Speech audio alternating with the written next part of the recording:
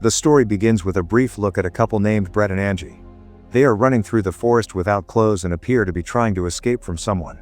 Arrows are fired at them from a distance, and both are killed in the woods. Their bodies are then arranged to resemble a well-known painting. This disturbing scene sets the stage for the events that follow, although the film does not return to Brett and Angie immediately. But this early incident will become important later. Soon after, the film shifts to Sage and Diego, a couple driving toward a rented mansion on a remote property near Bone Lake. They are planning to spend a quiet weekend together before Diego begins focusing full-time on writing. Sage recently became the primary earner, taking an editing job to support them while Diego works on his next novel. Diego hopes this weekend provides an opportunity to reconnect and celebrate the changes ahead. Unknown to Sage, he also plans to propose during the trip. However, this peaceful plan will not last long. When Sage and Diego arrive, they are surprised to see another couple, Will and Sin, showing up at the same time. Both pairs believe they rented the property for themselves. After contacting the supposed host, the couples learn the house was double booked.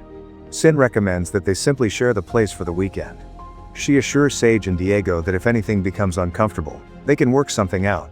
Sage and Diego agree, not wanting conflict on the first day. But their decision to stay together will lead to escalating complications. The two couples begin spending time with each other. They walk to the lake, where Will makes comments about Sage's appearance, which makes Diego uneasy.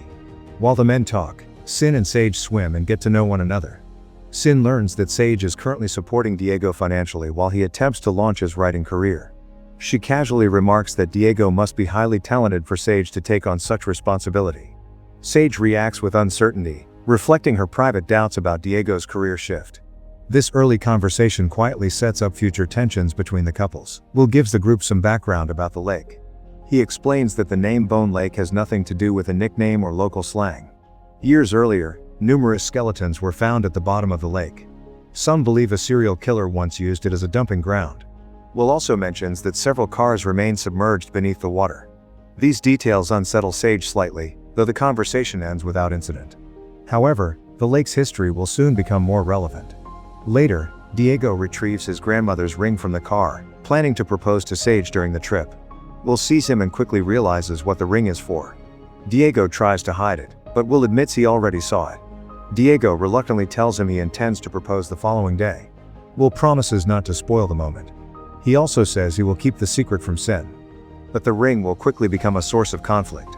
While this is happening, Sin tells Sage that she and Will have been together for many years and knew each other since childhood. She mentions that their parents were very close. Her tone suggests long-term intimacy between her and Will, though she gives few details. As the evening continues, Sin reveals that she personally knows a famous author whom Diego admires. She offers to show Diego's manuscript to him, which excites Diego and makes him eager to remain on good terms with the other couple. This offer will later be used to manipulate Diego. That night, an awkward moment occurs when Diego accidentally sees Sage pleasuring herself with a showerhead. He attempts to turn it into a playful moment, but Sage stops him. Their intimacy issues, hinted at earlier, continue to linger beneath the surface. This small misunderstanding becomes fuel for manipulation later. The next morning, Sin approaches Diego wearing only a towel and asks for help finding her glasses. Diego tries to assist her but becomes increasingly uncomfortable because of her flirtatious behavior. He leaves the room abruptly. Sin later mentions this incident to Sage, presenting it as harmless and trying to ensure Sage doesn't get the wrong idea. Sage grows more uncomfortable with the couple's behavior, though she continues to be polite. But the couple's intentions will soon become clearer. Later, Will and Sin convince the group to explore the mansion's locked rooms. Will claims he learned how to pick locks online. The first room contains various sex toys and equipment. The second room contains a Ouija board and newspaper clippings about people who disappeared near the lake, including a family who lived in the house years earlier. The atmosphere becomes tense, and Sage and Sin feel uneasy. A third locked room remains unopened because Diego prefers to leave it alone. This unexplored space will soon hold crucial information. That night, Sage and Diego hear Will and Sin being intimate in another room. Sage still feels uneasy but tries to ignore it. Meanwhile, Diego reflects on the earlier bathroom incident between him and Sage, but she avoids the conversation. The distance between them continues to grow. But their situation is about to become even more complicated.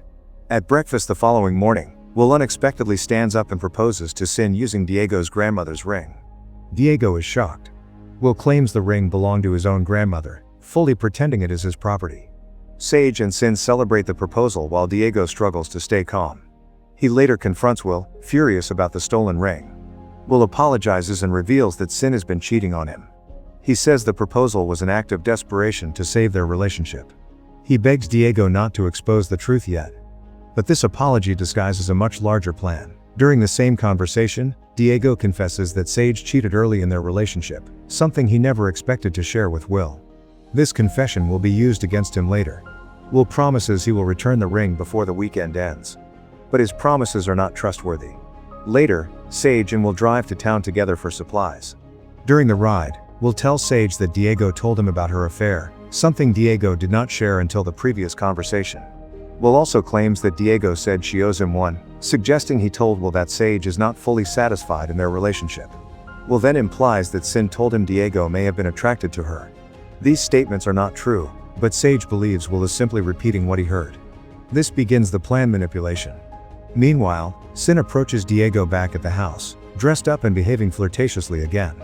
She tells Diego that Sage doubts his ability to succeed as a writer and tries to draw him into an intimate situation.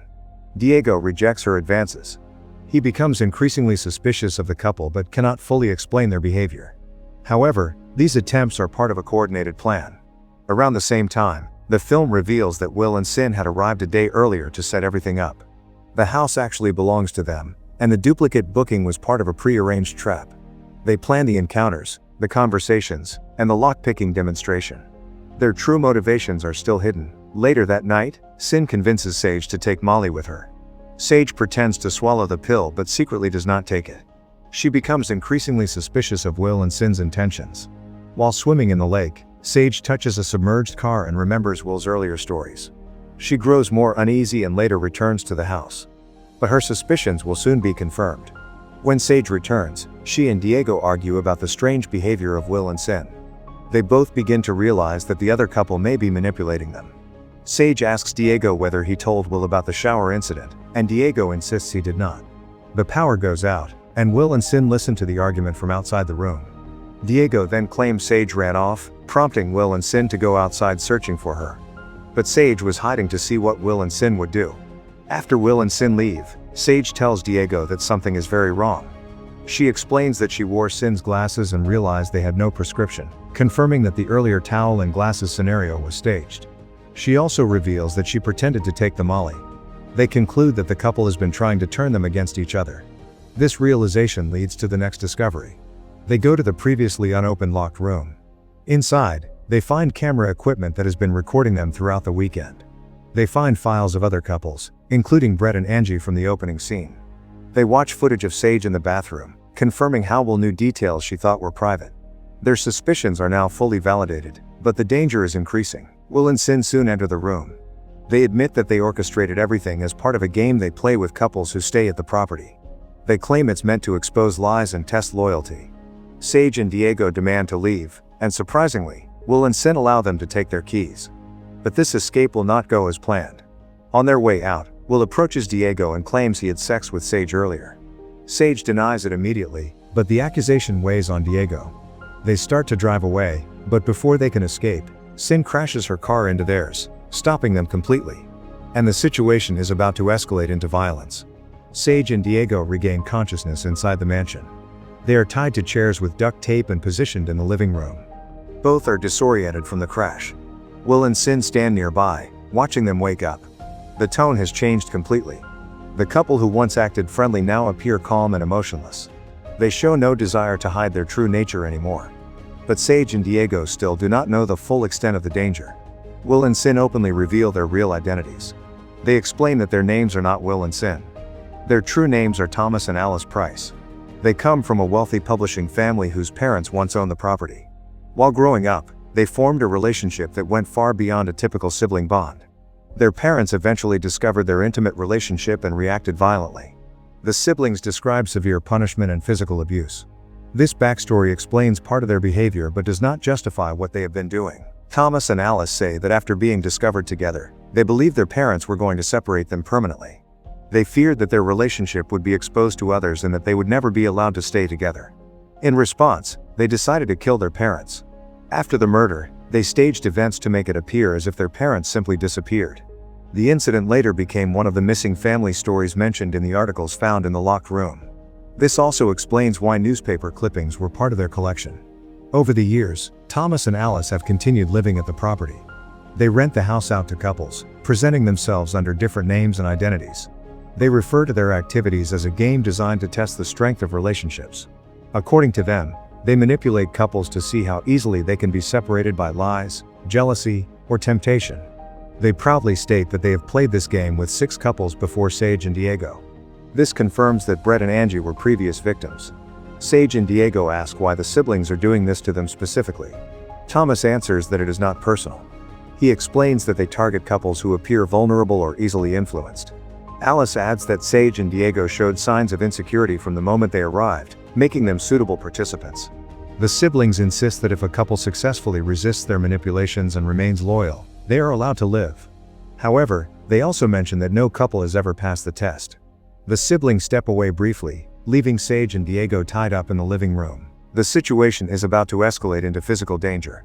Before the siblings re-enter the room, Sage manages to free herself from the duct tape by jerking her arms upward and snapping the adhesive apart. She quickly helps Diego do the same. They move quietly around the living room, knowing they have only a short window before Thomas and Alice return. Their movements make noise, which alerts Alice first. She rushes into the room holding a butcher knife, and a struggle begins between her and Sage. Both women fight to gain control of their respective weapons. This becomes the first major physical confrontation. During the fight, Sage smashes a glass container against Alice's head. Shards of glass cut into Alice's face. Alice steps back in shock, bleeding heavily. She screams for Thomas, who immediately rushes into the house. Sage runs out onto the porch to create distance, still holding the knife. Diego limps away from the living room to hide outside, as his leg is injured from the car crash. The siblings now know their game is slipping out of control. Alice recovers enough to pursue Sage, still holding the butcher knife. She moves through the property searching for her. Meanwhile, Thomas focuses on Diego. He arms himself with a chainsaw from their storage shed. It is clear that the siblings are no longer interested in manipulating the couple psychologically. They are preparing to end the encounter violently. And both threats are now operating separately. Diego hides beneath the dock near the lake, breathing quietly while trying not to move his injured leg. He holds the fire poker tightly. Alice approaches the dock area, limping and angry from the injury. She steps onto the dock to look below, and when she reaches the edge, Diego suddenly thrusts the fire poker upward, stabbing her through the foot. The injury traps her temporarily. But she is still dangerous and capable of continuing the attack. Back near the house, Sage retrieves an axe from a chopping block outside. She grips it firmly, knowing it is her best chance to defend herself. She walks back toward the property cautiously. Thomas sees her approaching and steps out to confront her while still holding the running chainsaw. He taunts her, telling her she does not have the nerve to swing the axe. Sage hesitates but tries to strike him. Thomas catches the axe mid-swing and throws her backward. Sage narrowly avoids being struck by the chainsaw. Thomas then focuses on tracking down Diego. He knows Alice has been injured but assumes Diego is still hiding near the lake. He begins walking in that direction. Sage recovers her footing and sees Thomas moving toward Diego. She realizes she must act before he reaches him. She grips the axe again and follows Thomas silently from behind. Her timing must be precise. And she knows this is likely their only chance. Thomas finds Diego and raises the chainsaw to attack him. Just before the blade reaches Diego, Sage swings the axe and strikes Thomas directly in the head. He collapses forward, falling onto his own running chainsaw. The machine slices into him, killing him instantly. The threat from Thomas ends in a single moment. But Alice is still unaccounted for.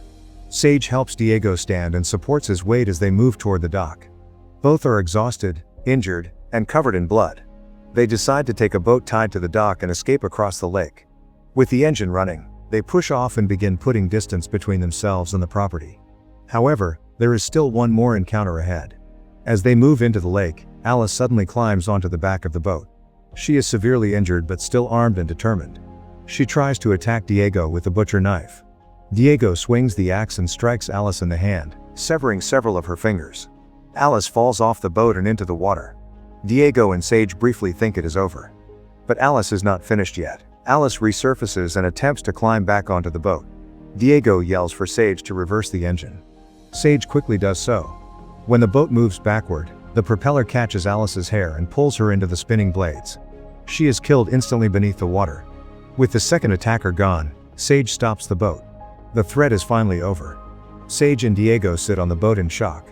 Their faces and clothing are covered in blood, and they remain silent for a long moment while floating in the middle of the lake. Diego then notices Alice's severed fingers near the back of the boat. His grandmother's ring is still on one of them. He retrieves the finger, removes the ring, and places it on Sage's hand. She accepts the gesture quietly. The film closes on the couple sitting together, shaken but alive.